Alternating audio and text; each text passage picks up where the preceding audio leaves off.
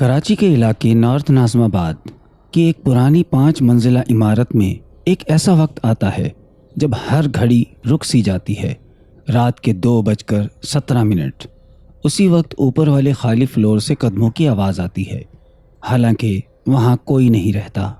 لوگ اسے چڑیل کہتے ہیں، کچھ کہتے ہیں وہ جنات کی بستی کا سایہ ہے، اور کچھ کا کہنا ہے کہ وہ ایک لڑکی کی روح ہے جسے برسوں پہلے 5ویں منزل کے فلیٹ میں بند کر دیا گیا تھا۔ اسی عمارت میں حمزہ نے سستا کرایہ دیکھ کر فلیٹ لے لیا۔ چوکیدار نے جاتے ہوئے بس اتنا کہا، بیٹا اگر 2:17 پر دستک ہو تو جواب مت دینا۔ حمزہ نے ہنس کر بات ٹال دی، مگر پہلی ہی رات عین 2:17 پر اوپر سے ننگے پاؤں چلنے کی آواز آئی، ٹک ٹک ٹک۔ پھر اس کے دروازے پر دستک ہوئی۔ حمزہ نے شروع میں ان سب باتوں کو محض وہم سمجھ کر نظر انداز کرنے کی کوشش کی، مگر تیسری رات جب عین 2:17 پر دوبارہ قدموں کی آواز آئی تو اس کے اندر کا خوف تجسس میں بدلنے لگا۔ وہ جاننا چاہتا تھا کہ آخر اوپر 5ویں منزل پر کیا ہے۔ اگلے دن اس نے چوکیدار سے پوچھا تو بوڑھا آدمی چند لمحے خاموش رہا، پھر دھیمی آواز میں بولا، بیٹا وہاں ایک لڑکی رہتی تھی، کہتے ہیں اس پر کچھ سایہ تھا، پھر ایک رات اچانک وہ غائب ہو گئی، تب سے وہ فلور خالی ہے۔ حمزہ نے مزید سوال کرنا چاہا، مگر چوکیدار نے بات بدل دی۔ اس جواب نے حمزہ کے دل میں بے چینی بھر دی۔ رات کو جب بلڈنگ کے سب لوگ سو گئے اور سیڑھیوں پر خاموشی چھا گئی تو وہ آہستہ آہستہ اوپر چڑھنے لگا۔ ہر قدم کے ساتھ سیڑھیوں میں اس کے جوتوں کی آواز گونجتی اور اسے یوں لگتا جیسے کوئی اس کے پیچھے پیچھے چل رہا ہو، مگر پلٹ کر دیکھنے پر وہاں کوئی نہیں ہوتا۔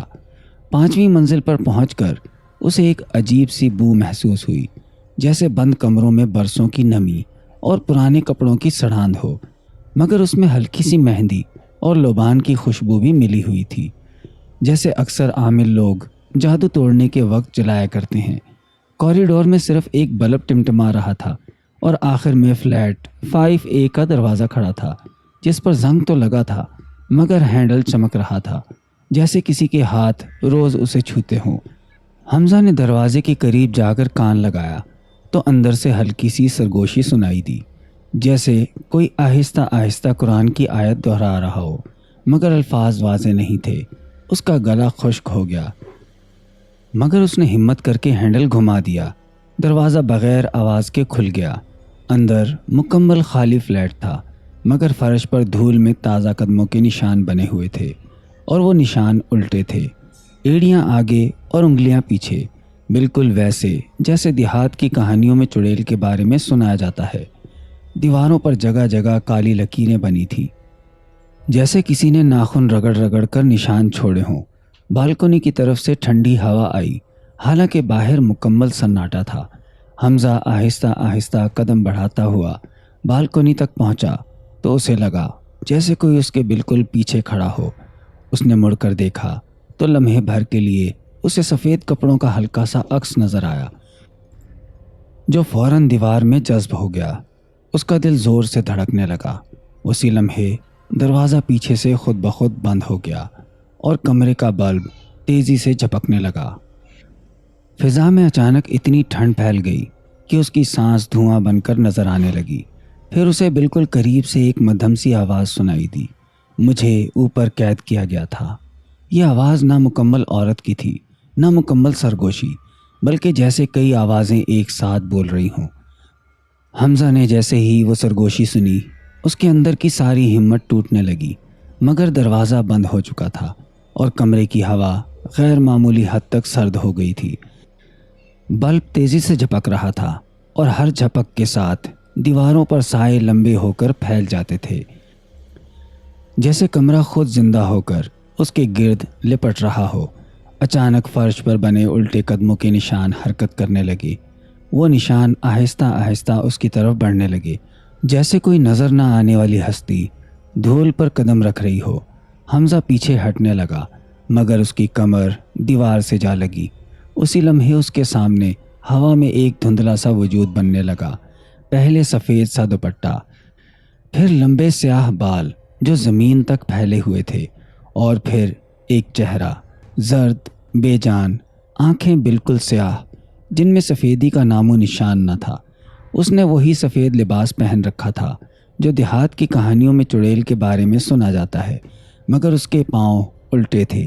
وہ زمین سے چند انچ اوپر معلق تھی اور اس کے بال ہوا کے بغیر بھی ہل رہے تھے۔ حمزہ کے کانوں میں اچانک کسی عورت کے رونے کی آواز گونجنے لگی، جیسے کئی سالوں کا دکھ ایک لمحے میں چیخ بن کر باہر آ رہا ہو۔ اس نے کانوں پر ہاتھ رکھے، مگر آواز اس کے اندر سے آ رہی تھی۔ پھر وہ ہستی اچانک اس کے بالکل قریب آ گئی۔ اس کی سانس برف کی طرح ٹھنڈی تھی۔ اس کا ہاتھ حمزہ کے سینے پر پڑا تو اسے لگا جیسے اس کے جسم کی ساری حرارت کھینچی جا رہی ہو۔ اس کے دل کی دھڑکن بے ترتیب ہونے لگی۔ کمرے کی دیواروں پر اب پرانے مناظر ابھرنے لگے۔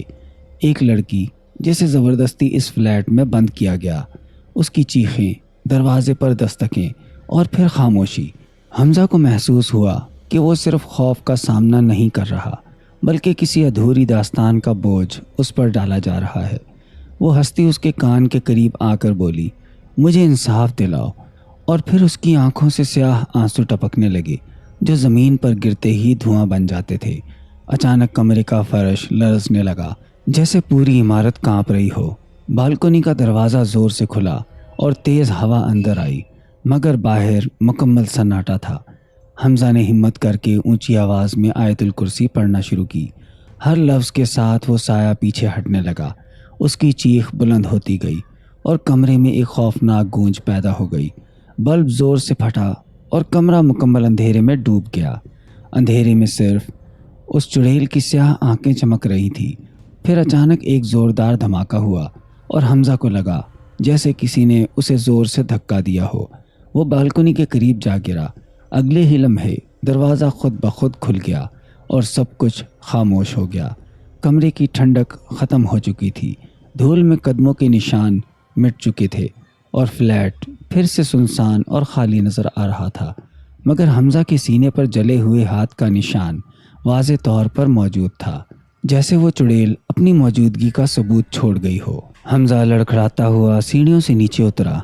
اذان فجر کی آواز فضا میں پھیل رہی تھی اور عمارت دوبارہ عام سی لگنے لگی تھی، جیسے کچھ ہوا ہی نہ ہو، مگر اس کے سینے پر جلے ہوئے ہاتھ کا نشان واضح تھا اور اس کے کانوں میں اب بھی وہ آخری سرگوشی گونج رہی تھی، مجھے انصاف دلا دو۔ اگلی صبح اس نے فیصلہ کیا کہ وہ یہ فلیٹ چھوڑ دے گا۔